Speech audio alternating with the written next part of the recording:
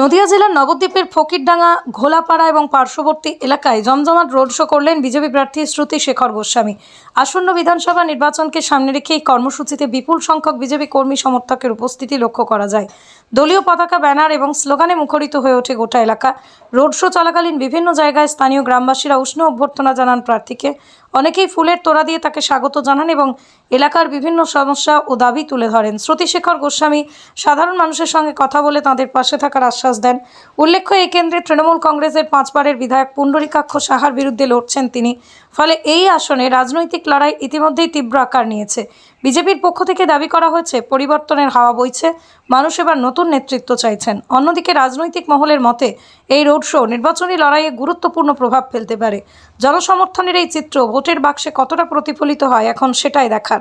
আজকে এই যে নির্বাচনী প্রচার আপনি সারলেন, তো কি মনে হচ্ছে জনসাধারণকে দেখে বিজেপি কি আসতে চলেছে? একদম এতে কোনো ভুল নাই।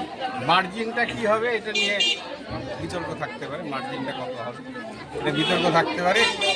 গতকালের ভোটেই দেখেছেন যে কী অবস্থা, 91 থেকে 98% পর্যন্ত এটা কোনোদিন হয় না। আর যখনই এই ভোটটা পড়ে তখন সেটা বুঝতে হয় যে সরকার যে আছে তার বিরুদ্ধে ভোটটা পড়ছে। কাজে গতকালই নির্ধারিত হয়ে গেছে সব। আর এখানেও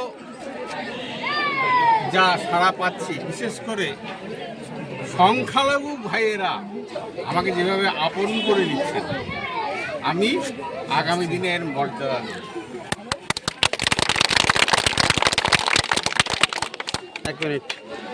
এক মিনিট আরেকটা নিতে হবে।